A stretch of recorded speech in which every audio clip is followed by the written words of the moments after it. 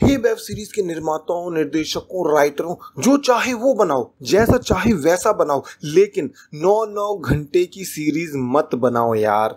4 दिन हो गए देखते देखते तब जाकर खत्म हुई है और सस्पेंस का पता चला है। लेकिन दोस्तों तारीफ वाली बात यह है कि पूरी सीरीज इस तरह एंगेज करके रखती है कि आप बोर नहीं हो सकते। नमस्ते, सत श्री अकाल, अस्सलाम वालेकुम, गुड इवनिंग। मैं मन्नू आपका स्वागत करता हूं हिंदुस्तानी मन्नू में। दोस्तों ज्यादातर लोग समझते हैं कि हिंदुस्तान में वेब सीरीज का उदय हुआ है नवाजुद्दीन सिद्दीकी और सैफ अली खान की फाड़ू सीरीज सेक्रेड गेम से। लेकिन हकीकत यह है कि हमारे देश ने पहली बार जिस वेब सीरीज को नोटिस किया वो थी आर माधवन की ब्रीद। जबरदस्त सीरीज थी। सेक्रेड गेम्स ने तो इस वेब सीरीज के मार्केट को जबरदस्त हिट कराया है। अब उसी ब्रीद का अगला season breathe into the shadow Amazon prime पर 10 जुलाई को रिलीज हुआ है, जिससे जूनियर बच्चन ने डिजिटल डेब्यू किया है। तो बात करते हैं इस वेब सीरीज की कि इसमें आखिर है क्या। कहानी की बात करें तो ये अविनाश सबरवाल यानी कि अभिषेक बच्चन नाम के एक साइकाट्रिस्ट की और उसकी छोटी सी फैमिली की कहानी है। अविनाश सबरवाल दिल्ली में अपनी पत्नी आभा यानी कि नित्या मेनन और 6 साल की बेटी सिया यानी इवाना कौर के साथ रहता है। एक दिन अचानक सिया गायब हो जाती है और तमाम कोशिशों के बाद पुलिस उसका कोई पता नहीं लगा पाती। धीरे धीरे एक एक करके दिन महीना गुजरते जाते हैं और सिया की कोई खबर नहीं आती। मजबूर होकर अविनाश और आभा अपने अपने काम में बिजी हो जाते हैं। 9 महीने बाद अचानक किडनैपर को होश आता है। आइला, मैं तो भूल ही गया था, मैंने 2 लड़कियों को 9 महीने से किडनैप करके रखा है। चलो आज इनके घर वालों से कांटेक्ट करते हैं। तब कहीं जाकर अविनाश और आभा को पता चलता है कि सिया जिंदा है और उसे किडनैप किया गया है। अब किडनैपर को बच्ची के बदले ना पैसा चाहिए, ना सोना चांदी, ना हीरा मोती। तो क्या उसे प्यार चाहिए? नहीं, उसे प्यार भी नहीं चाहिए। तो साले को चाहिए क्या? एक्चुअली उसे करवाना है एक मर्डर। तो अपनी बच्ची को बचाने के लिए अभिषेक बच्चन वो मर्डर भी कर देता है और जो मर्डर करने का तरीका है वो बहुत ही ज्यादा डिफरेंट और अलग है। अब दोस्तों पहला मर्डर होने के बाद ये केस कबीर सावंत यानी कि अमित साध को मिलता है और वो ऐसा ही प्रकाश के साथ मिलकर इसे सुलझाने में लग जाता है। लेकिन पहला मर्डर होने के बाद सिया तो वापस आती नहीं, किडनैपर की डिमांड बढ़ जाती है।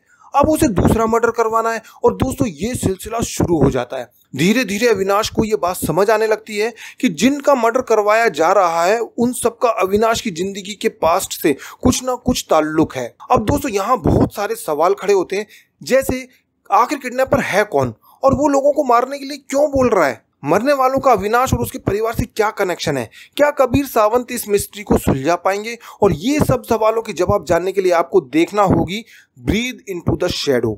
दोस्तों सीरीज स्टार्ट टू एंड आपको इंगेज करके रखती है। इतनी बड़ी सीरीज को बिना बोरियत के बनाना काफी मेहनत का काम है। कहानी जितनी सिंपल दिखती है उतनी है नहीं। इस सीरीज में कई सारे ऐसे बड़े ट्विस्ट एंड टर्न्स हैं जो आपका दिमाग घुमा सकते हैं। सीरीज की शुरुआत भले ही मिस्ट्री क्राइम थ्रिलर के रूप में होती है, लेकिन आगे चलकर ये एक साइकोलॉजिकल थ्रिलर का रूप ले लेती है जो काफी बढ़िया है। लगभग 6वें एपिसोड में खुलासा होता है कि आखिरकार किडनैपर है कौन और उसे देखकर सस्पेंस कम होने की बजाय और बढ़ जाता है। टेंशन होने लगती है कि ऐसा किडनैपर ने क्यों किया और उसी एपिसोड में इसका कारण भी बता दिया जाता है। लेकिन ऐसा नहीं है कि ये सब पता चलने के बाद में कहानी में से इंटरेस्ट खत्म हो जाए। इंटरेस्ट बराबर बना रहता है कि आखिर सिया वापस कैसे आएगी, किडनैपर कैसे पकड़ा जाएगा। कहानी में कुछ बातें ऐसी भी हैं जो आसानी से हजम नहीं होती, जैसे किडनैपर को 9 महीने के बाद होश क्यों आया? किडनैपर खुद भी मार सकता था तो वो अभिषेक बच्चन से ही मरवाना क्यों चाहता था? जिन 3 लोगों को उसने मरवाया उनमें से 2 को मरवाने का जो कारण था वो बहुत ही कमजोर था। अरे इतनी सी बात पर कोई इतनी बड़ी प्लानिंग करके मरवाता है क्या?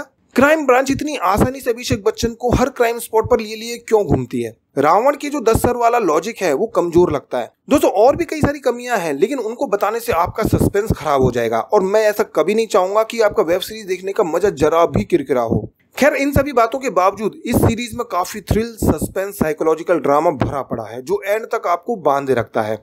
बात करें परफॉर्मेंस की तो अविनाश के रोल को अभिषेक बच्चन ने काफी अच्छे से प्ले किया है। एक बाप जो अपनी बेटी से बहुत प्यार करता है, उसकी सलामती के लिए कुछ भी कर सकता है, और एक साइकाइट्रिस्ट जो लोगों के दिमाग के साथ खेलना जानता है। अभिषेक का कैरेक्टर जितना सुलझा हुआ लगता है उतना है नहीं और यही उसकी खासियत है। एक सिंपल से लेकिन उलझे हुए इंसान के रोल में अभिषेक काफी अच्छे लगे हैं। अविनाश की पत्नी आभा के रोल में नित्या मेनन ने काफी बढ़िया काम किया है और पूरी सीरीज में वो काफी खूबसूरत भी दिखी है। अमित साध यानी कबीर सावंत का कैरेक्टर इस बार थोड़ा सा बेहतर है, डायलॉग कम है और बॉडी भी अच्छी बना ली है। बाकी सभी एक्टर्स ने अपना अपना काम अच्छे से किया है। बात करें डायरेक्शन की तो सीरीज का डायरेक्शन मयंक शर्मा ने किया है। स्क्रिप्ट लिखी है भवानी अय्यर, अरशद सैयद, मयंक शर्मा और विक्रम तुली ने। जिस तरह कहानी को परोसा गया है वो तारीफ के काबिल है। कुल मिलाकर ये एक शानदार mind game thriller crime drama और साइकोलॉजिकल थ्रिलर सीरीज है जो आपको 9 घंटे तक बांधे रखने की कैपेसिटी रखती है। तो दोस्तों आपको ब्रीथ इनटू द शैडो एक बार तो देख ही लेनी चाहिए। आप इस बारे में क्या सोचते हैं अपनी राय कमेंट बॉक्स में जरूर लिखिए और नीचे जो ये रेड कलर का सब्सक्राइब बटन और बेल आइकन दिख रहा है दोनों पर एक क्लिक जरूर कर दीजिए। वीडियो पसंद आया हो तो लाइक कीजिए, शेयर कीजिए और देखते रहिए हिंदुस्तानी मन्नू।